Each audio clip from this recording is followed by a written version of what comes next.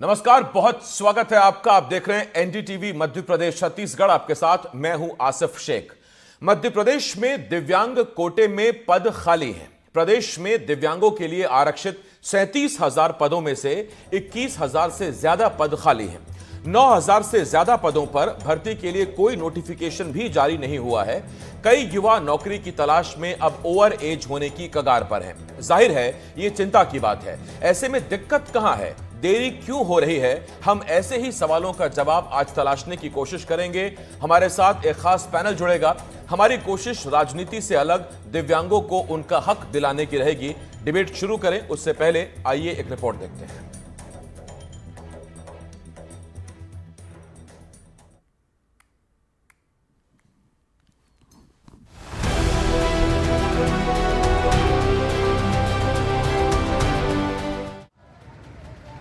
ये जो साहब हाथ में फॉर्म थामे सरकारी दफ्तरों के चक्कर काट रहे हैं, इनका नाम राहुल गढ़ेवाल है और ये अब बेरोजगार नहीं रहे।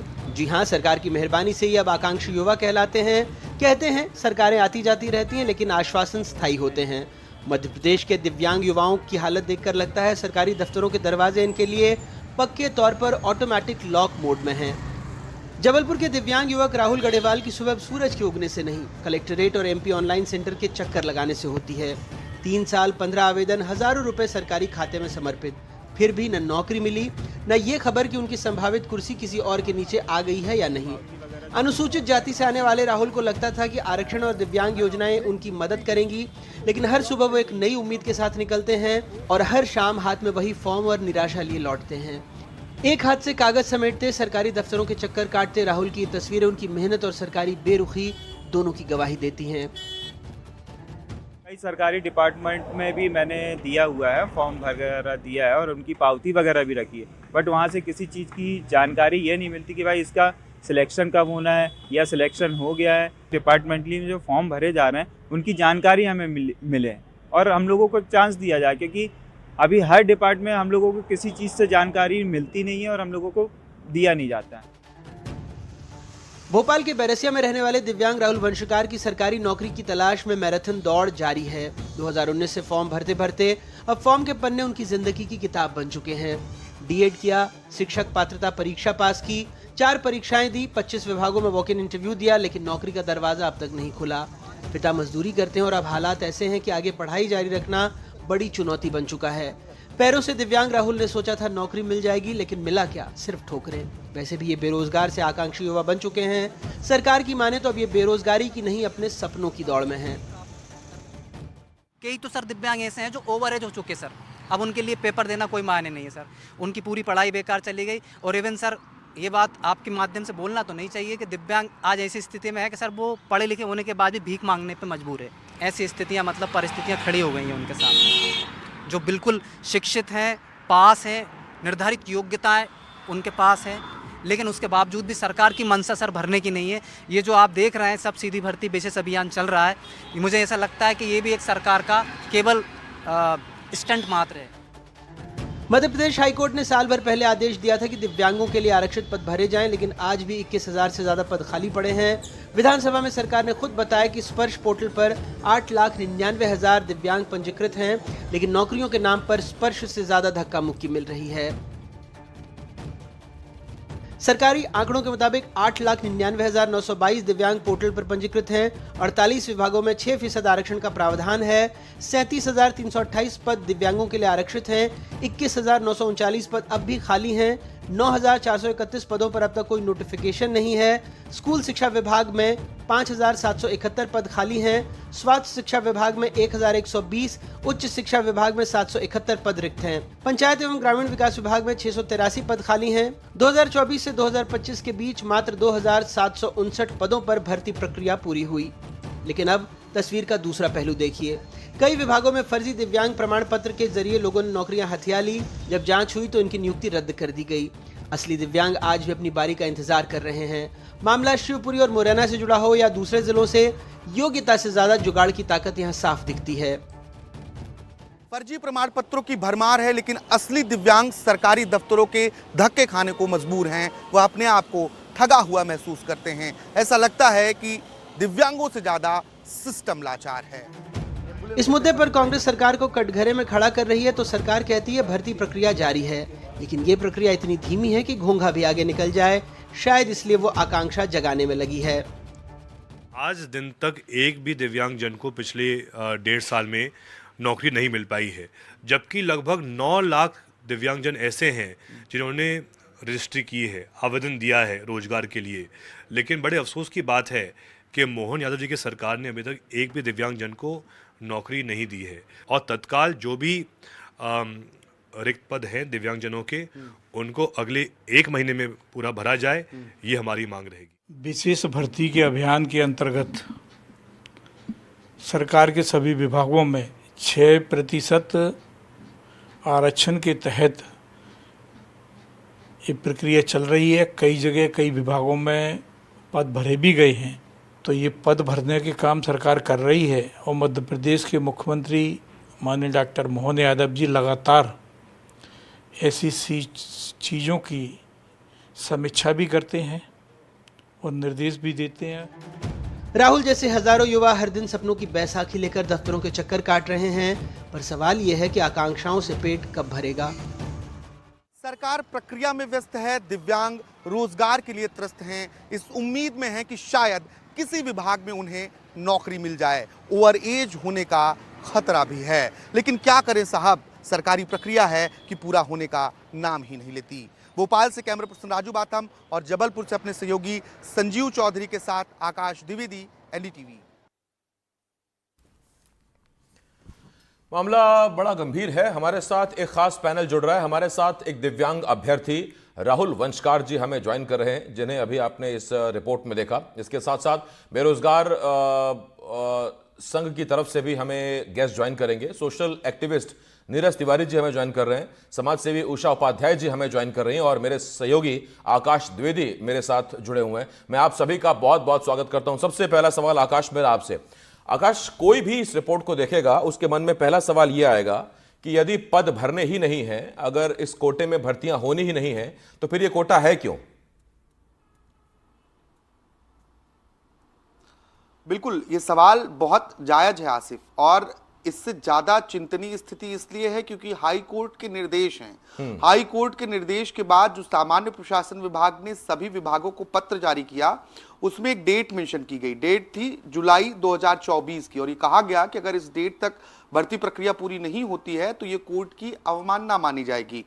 तो मेरा सवाल ये भी है कि क्या ये कोर्ट की अवमानना नहीं है? बीते 1 साल में बहुत चुनिंदा पद भरे गए हैं, 2-2.5 हजार के आसपास शायद ये आंकड़ा है आसिफ, और बस इतने ही पदों को भरा गया, जबकि 9,000 से ज्यादा पद ऐसे हैं जिन पर अभी तक कोई भर्ती के लिए नोटिफिकेशन जारी नहीं हुआ है। तो एक बहुत जहन में बात उठती है कि दिव्यांग लाचार हैं या सिस्टम लाचार हैं। यानी दिव्यांग तो कह दिया गया, लेकिन उनके लिए जो आरक्षित पद हैं, अगर उनको ही नहीं भरा जा पा रहा है तो आखिर अन्य पदों पर ये किस तरीके से अपनी कोशिशें करेंगे और कब तक पढ़ाई करते रहेंगे। हमने अभी सुना कि कई अभ्यर्थी ऐसे हैं जो ओवर एज हो चुके हैं, उन्होंने लाखों रुपए खर्च किए पढ़ाई में, कमरे किराए पर लेकर रहा, इसके बाद भी उनकी भर्ती हुई नहीं। वो जब ओवर एज हो गए तो अब भर्ती हो ही नहीं सकती, तो अब कहां जाएंगे? तो ये मजबूरी है दिव्यांगों के साथ। अगर वो ये चाहते भी हैं कि उन्हें उस आरक्षण कोटे का लाभ मिल जाए जो उनके लिए आरक्षित है, इसके बावजूद नहीं मिल पा रही। एक उदाहरण आपको स्कूल शिक्षा विभाग का देता हूं। स्कूल शिक्षा विभाग में भर्ती प्रक्रिया में कई बार ये जानकारियां सामने आई कि फर्जी प्रमाण पत्र लगाकर दिव्यांगों ने भर्ती ली, और ये खुद लोक शिक्षण संचालनालय ने इस बात को माना। हाईकोर्ट के निर्देश के बाद उन पदों पर भर्ती निरस्त की गई, यानी कि जो फर्जी दिव्यांग थे उन्हें हटाया गया। लेकिन विडंबना यह है कि अब फर्जी दिव्यांग हटाए गए तो पद खाली हुआ, लेकिन उन पदों को भर ही नहीं रहे। उसमें एक आदेश भी है मेरे पास डीपीआई का, उसमें कहा जा रहा है कि अपरिहार्य कारणों से हम इन पदों को भर नहीं सकते हैं, जबकि हमने फर्जी दिव्यांगों को हटा दिया है। अब आपने फर्जी दिव्यांग तो हटा दिए, लेकिन जो असली दिव्यांग वेटिंग लिस्ट में हैं वो कहां जाएंगे? वो कब तक तैयारी करते रहेंगे? आकाश, सालों साल भर्ती नहीं आती है, और भर्ती आती है। आकाश, उसमें एक बात और भी है, ये कि जो फर्जी दिव्यांग का सर्टिफिकेट लगा के नौकरी कर रहे थे उन्हें हटाया गया, ठीक किया, क्योंकि वो अपात्र थे और वो धोखाधड़ी कर रहे थे। सवाल ये कि एक तो उनकी जगह जो असली दिव्यांग हैं, जो पात्र हैं, उन्हें भरा नहीं गया, और दूसरी बात, जब वो वहां पर कुछ कर रहे थे पहले, जो अपात्र थे वो भी कुछ काम कर ही रहे थे। अगर उन्हें हटा दिया गया तो इसका मतलब अब ज्यादा साथी अफसरों पर, कर्मचारियों पर लोड है। उसका खामियाजा कौन भुगतेगा? या तो कर्मचारी भुगतेंगे या आम जनता भुगतेगी। उन जगहों पर भर्तियां होनी चाहिए थी। इस डिबेट में हमारे साथ दिनेश सिंह चांद साहब, प्रेसिडेंट है बेरोजगार संघ के, वो भी हमारे साथ जुड़ गए हैं। दिनेश जी, आपका भी स्वागत करता हूं। लेकिन पहले मैं जरा राहुल वंशकार के पास जा रहा हूं, दिव्यांग अभ्यर्थी हैं। राहुल जी, अभी आपकी क्या उम्र है और किस आयु से आप सरकारी नौकरी के लिए आवेदन लगा रहे हैं, और ओवर एज होने में आपके पास कितना वक्त बाकी है? नमस्कार सर। नमस्कार। मैं राहुल बोल रहा हूँ। सर, अभी मेरी करंट जो एज है वो 32 साल हो चुकी है। ठीक। और सर, मैं 23 साल से सरकारी नौकरी की तैयारी कर रहा हूँ। और सर जो है, मैंने 2017 में डीएड कंप्लीट किया था। उसके बाद से मैं प्राथमिक शिक्षक वर्ग 3 की तैयारी कर रहा था। और सर, इसमें अच्छे नंबर भी हमारे आए हैं। मैं क्वालिफाइड हूँ। हमारे जैसे और भी कई दिव्यांग साथी हैं जो क्वालिफाइड हैं, पर मध्य प्रदेश सरकार की मंशा ही नहीं है भरने की। हम डीपीआई के चक्कर कई बार लगा चुके हैं, वहाँ जा चुके हैं। डीपीआई की जो मैम है प्रमुख, उनसे गुहार लगा चुके हैं। इवन कोर्ट का आर्डर भी उनको दिखा दिया है, पर वो किसी भी तरह का कोई आर्डर मानने को तैयार नहीं है। लौट रहा हूं मैं इस पर आपके पास। उषा उपाध्याय जी हैं, सोशल एक्टिविस्ट हैं। उषा जी, सरकारें दावा करती हैं, अधिकारी दावा करते हैं कि नहीं भर्तियां हो रही हैं, भर्तियां चल रही हैं। एक लाइव एग्जाम्पल इस वक्त हमारे सामने बैठे हुए हैं। 9 साल से वो भर्ती की कोशिश कर रहे हैं, उस कोटे में भी आते हैं, अच्छे नंबर भी लाते हैं, फिर भी उनके पास नौकरी नहीं है। 37,000 पद आरक्षित हैं, 21,000 खाली हैं, और 9,000 पे तो नोटिफिकेशन ही नहीं है। इस रफ्तार से आप संतुष्ट हैं? नहीं, बिल्कुल संतुष्ट नहीं है जी। एक्चुअल में जब हम देखते हैं कि इनके लिए आरक्षण 6% है मध्य प्रदेश में, फिर इतना आरक्षण के बाद भी हमारे दिव्यांग भाई रोजगार नहीं पा रहे हैं। रोजगार की प्रक्रिया भी कई बार पूरी होती है, पर उसके परिणाम सामने नहीं आते कि इनको मिला या नहीं मिला।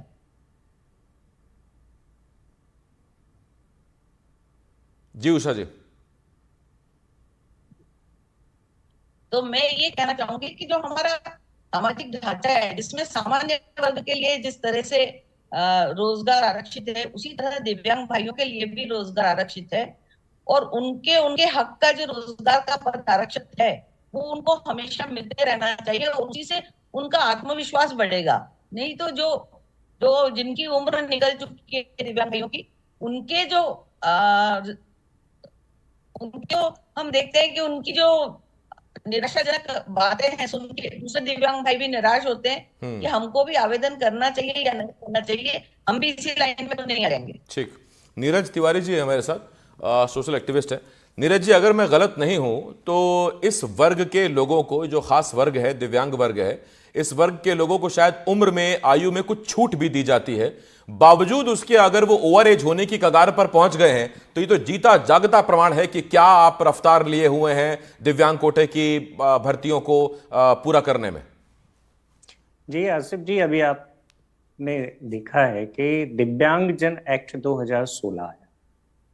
2016 के बाद जब ये एक्ट आया तो काफी तीव्र गति से ये काम करना शुरू किया। तो बहुत से विभागों में भी वर्तमान स्थिति में इन्होंने अपनी विज्ञप्ति प्रक्रिया ही पूर्ण नहीं कर पा रहे हैं।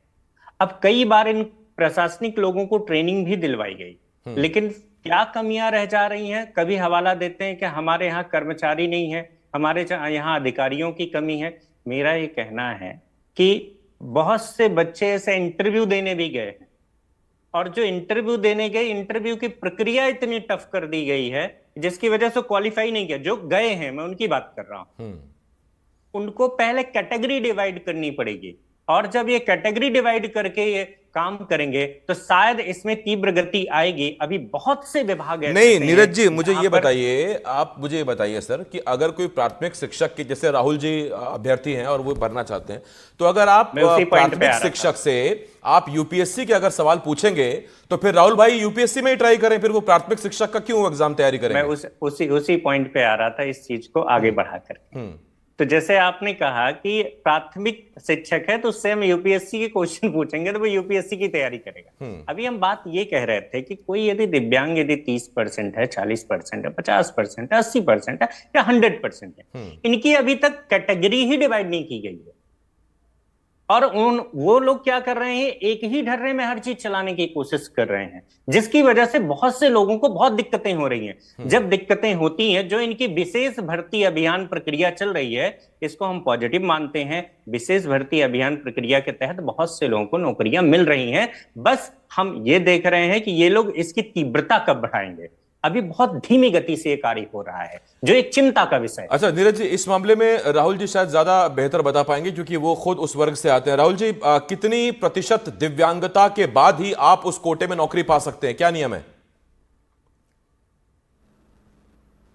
सर, इसमें जो नियम होता है वो 40% से ऊपर की दिव्यांगता होनी चाहिए, मतलब मिनिमम 40 होनी चाहिए सरकारी नौकरी के लिए। और उससे नीचे यदि होगी तो वो सरकारी नौकरी पात्र नहीं माना जाएगा? हमारे साथ वाले नहीं सर, वो एलिजिबल नहीं है सर, वो दिव्यांगता की श्रेणी में नहीं आते हैं। 40% आपको अनिवार्यता होनी चाहिए दिव्यांगता के लिए, उसके बाद ही आप सरकार की जो योजना है आप दिव्यांग माने जाएंगे।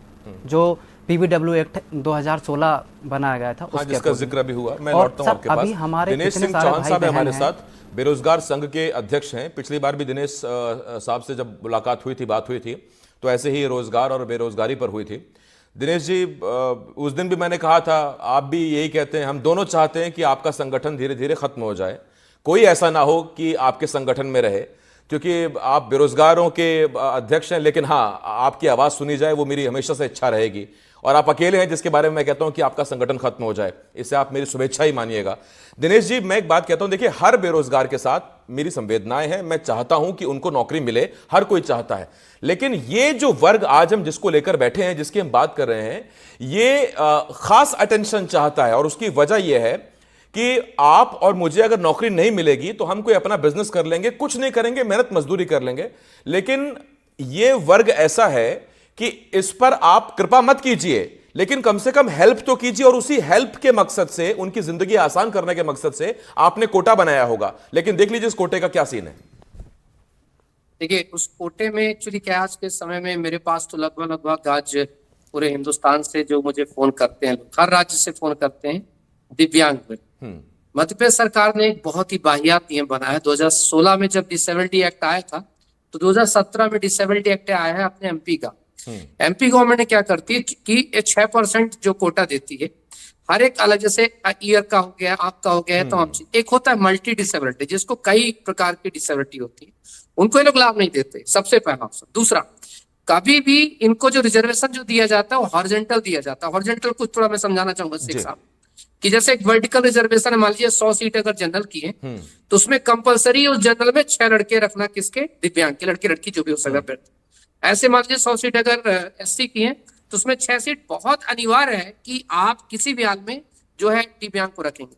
लेकिन ये लोग क्या करते हैं कि जो बेंचमार्क जो सेट करते हैं लोग, बेंचमार्क मतलब क्वालिफाइंग मार्क्स, वो सभी के बराबर, जब जो जैसे एक कॉमन मेरिट के अकॉर्डिंग बनाते हैं, अगर उसमें आप आ गए तो ठीक है, नहीं आए तो आप डिस्क्वालीफाई हो गए। और कमाल की बात है, इनकी मेरिट लिस्ट जारी नहीं होती। कैसे? जैसे एक बार मेरिट बना देने के बाद आप देखेंगे 15% वेटिंग जारी होती है हर कैटेगरी की, बट दिव्यांग की कभी नहीं जारी होती। एक्चुअली क्या है, किसी प्रकार से अगर पढ़ करके उसने वेटिंग अगर नंबर नाम अपना लेके आता भी है, तो वो उसको जारी ही नहीं करते। नहीं तो जरा एक चीज समझाइए दिनेश जी, अगर दिव्यांग इतने नंबर ले आता है कि वो मेरिट में आएगा, तो या तो वो सीधा अनारक्षित में भर्ती ले लेगा, या वो अपने जाति वर्ग से ले लेगा, उसमें फिर कोटा कहां रह गया? एग्जैक्टली मेरे पास जो है आज के समय में जो बहुत सारे जो दिव्यांग है, मेरे ऑफिस हमेशा आते रहते हैं और मुझसे बोलते हैं, साहब इस पे जो ब्रेक होना चाहिए। तो मैं बोला, देखो इसके लिए मैं तो चलो एक बेरोजगार संघ का अध्यक्ष होने के नाते मैं एक एडवोकेट हूँ, तो ये तो तभी कर सकता हूँ जब आप लोग एक पहले तो पत्राचार करो कि ये कैसा नियम है कि अगर 6 सीटें मेरे रिजर्व है, तो आपको एनी हाउ मुझे 6 तो लेना पड़ेगा, और 6 का जो 15% जो भर्ती का, वो मुझे वेटिंग में देना पड़ेगा। तो ये लोग नहीं देते। एक आजकल नाटक और शुरू कर दिया उन्होंने, टेम्परेरी सर्टिफिकेट और परमानेंट सर्टिफिकेट का। जब कोई व्यक्ति मतलब विकलांग होता है, तो सोसाइटी उसे नहीं पूछती कि नहीं देखो तुम तो, अच्छा तुम टेम्परेरी हो, चलो तुम हम दिव्यांग नहीं मानेंगे। दिव्यांग को एक समाज में एक अलग तरीके से देखा जाता है और टेम्परेरी सर्टिफिकेट वाले को नौकरी नहीं दी जाती है। और मैंने कई बार इसको चैलेंज किया, खैर जो लोग चैलेंज इनको किया था उनको जो है नौकरी मिली है, और कोर्ट ने इतना लताड़ा भी उनको डिपार्टमेंट को। मैंने कोर्ट को ये बताया कि साहब से एक साहब ये जो दिव्यांग इसकी के माध्यम से कौन सा दिव्यांग आज पढ़े डिसेबिलिटी एक्ट 2016 एंड अमेंडमेंट 2018 और उसमें क्लियर लिखा है disability means disability, there is no difference between temporary and permanent. नहीं, बात ठीक है, ये क्या मतलब हुआ कि दिव्यांगता आपकी ये स्थायी है कि अस्थायी है? आकाश जरा मुझे, मैं आता हूं दिनेश जी, एक मिनट। आकाश, जरा एक चीज मैं आपसे समझना चाहता हूं, ये तो दिव्यांग के लिए दिव्यांगता से ज्यादा कष्टदायक ये नियम कानून प्रतीत हो रहे हैं जो पता लग रहे हैं अभी नीरज जी से बातचीत में, दिनेश जी से बातचीत में या राहुल भाई से बातचीत में। बिल्कुल, और ये इसका हमने कई बार उदाहरण देखा है। हमने अपनी स्टोरी में भी, अपनी रिपोर्ट में भी इस बात का जिक्र किया कि मुरैना और शिवपुरी, इन दो जगहों से बीते सालों में बड़ी संख्या में फर्जी दिव्यांग देखे गए। और आपको जानकर हैरानी होगी आसिफ कि अधिकतर लोग वो बहरे होने का सर्टिफिकेट लेकर नौकरी पाई उन्होंने अलग अलग विभागों में या कुछ पर्टिकुलर विभागों में। तो ये फर्जी तौर पर सर्टिफिकेट बनाए भी गए और ऐसे लोगों पर कार्रवाइयां भी हुई। लेकिन इसके बावजूद जो असली दिव्यांग हैं, जो 60% तक दिव्यांग हैं, वो अभी भी दर दर भटक ही रहे हैं। लेकिन अभी जिस तरीके से हम दिनेश जी को सुन रहे थे और उन्होंने बताया कि कोर्ट ने इस मसले पर टिप्पणी भी की है कि कोई अंतर नहीं होता है, दिव्यांग मतलब दिव्यांग, डिसेबल मतलब डिसेबल, परमानेंट और टेम्परेरी डिसेबल नहीं होता है। लेकिन अगर इतनी लताड़ पड़ने के बाद भी विभाग अभी तक चेत नहीं पाया है तो ये और ज्यादा चिंता का विषय है। ये तो थोड़ा सा मैं और जरा पूछता हूं इस पे, नीरज जी, यदि कोई ऐसा इलाज, कोई जड़ी बूटी, कोई भस्म भभूति अगर आ गई है जो मेरे पोलियो ठीक कर सके या मेरे कटे हुए अंगों को जोड़ सके, तो मैं दिव्यांग क्यों रहना चाहूंगा? ये अस्थायी दिव्यांगता क्या होती है, जरा बताएंगे? अस्थायी दिव्यांगता, अस्थायी दिव्यांगता कानून की निगाहों में नहीं है, इसको तुम पहले अपने दिमाग से निकाल दें। दिव्यांगता यानी दिव्यांगता हो, ठीक बात। अब हमारे सामने ये सवाल है कि जो मुरैना की एक घटना घटी ना, सभी विभागों को हैरान कर देने वाली थी, इसलिए सभी विभाग बहुत बारीकी से जांचने में लग गए, जिसकी वजह से प्रक्रिया में बहुत समय लगने लगा। और जब समय लगता है तो स्वाभाविक सी बात है कि जो विद्यार्थी होते हैं वो ओवर एज होने लगते हैं। अब ओवर एज होंगे तो सरकार को ये ध्यान रखना होगा कि उनके ओवर एज होने पर उनको अलग से छूट देना अति आवश्यक है। ठीक बात है। उषा जी, देश में किसी भी सेना, किसी भी अर्धसैनिक बल में जाने के लिए एक बहुत मैंडेटरी एक एग्जाम होता है, उसे कहते हैं फिजिकल, और मेडिकल साथ में। उसमें ये पूरी तरह से जांच लिया जाता है कि व्यक्ति क्या पूरी तरह से फिट है। जब वहां डॉक्टर्स की टीम, और मुझे याद नहीं आता है कि इस तरह से कोई फर्जी मेडिकल बना हो कि किसी की टांग है ही नहीं और फौज भर्ती हो गया, या किसी तरह का कोई गुण दोष है और वो भर्ती हो गया। हाँ, इस तरह के मामले जरूर सुने हैं कि व्यक्ति ठीक था लेकिन जरा सा उसमें कुछ डिफेक्ट था, उसे बाहर निकाल दिया गया। जब वहां इस तरह की चीजें निकल सकती हैं या पूरी संतुष्टि के बाद जब भर्ती हो सकती है, तो फिर ये कैसा तरीका है, ये कहां पर बट रहे हैं सर्टिफिकेट जिसे आसानी से मान भी लिया जा रहा है और बाद में फिर परेशान हो रहे हैं कि फर्जी दिव्यांग आ रहे हैं? सर देखिए, ये जो है यहाँ पे बहुत सारा हम अपने सामाजिक तंत्र के बारे में कहेंगे कि बहुत सारी ऐसी चीजें जहाँ दिव्यांगों के हक को मार के सामान्य लोगों को दिव्यांग बना के दूसरों के सामने पेश किया जा रहा है और उनको उनके हक की नौकरियां दिलवाई जा रही है। और ऐसे सर्टिफिकेट अभी भी आप देखेंगे तो कई जगह आपको देंगे कि एक छोटी सी उंगली कटी है जिससे वो पूरी तरह सामान्य सारा काम करता है, पर उसको दिव्यांगता का एक सर्टिफिकेट दे दिया, ये 40% से ज्यादा दिव्यांग है और ये दिव्यांगता की श्रेणी में आता है। और वो सर्टिफिकेट लेके वो कहीं भी हमारे जो दिव्यांग भाई है जो 40% से ऊपर वाले हैं, उनके हक की नौकरी लेके और कहीं ना कहीं काम कर रहा है। ऐसे बहुत सारे मामले हैं, अभी तो हम थोड़े बहुत जो सुन रहे हैं वही हमारे सामने आ रहे हैं। ऐसे कई लोग हैं जिन्होंने इनके हक को लेके और सर्टिफिकेट्स को, इस तरह के सर्टिफिकेट्स को लेके नौकरियां हासिल की हुई है। ये बड़ी समस्या है। एक छोटी सी उंगली कटी थी और 40% से ज्यादा उसे दिव्यांगता मान लिया गया। जरूर जिनके साथ ऐसा हुआ होगा उनके साथ दो बातें हुई होंगी, एक तो कोई प्रभाव में जरूर रहा होगा, सर पे किसी का हाथ रहा होगा, या फिर उंगली इतनी लंबी रही होगी कि जब वो कट गई होगी तो वो शरीर का 40% से ज्यादा का हिस्सा कटा होगा तो उसे दिव्यांगता मान लिया गया होगा। राहुल भाई, कभी आपके साथ ऐसा हुआ कि आपको भी किसी ने प्रभाव में लेने की कोशिश की हो कि भैया घूमते रह जाओगे, चक्कर काटते रह जाओगे, कुछ लेन देन कर लो, चाय पानी कर लो, करा देते हैं आपका दिव्यांग कोटे में?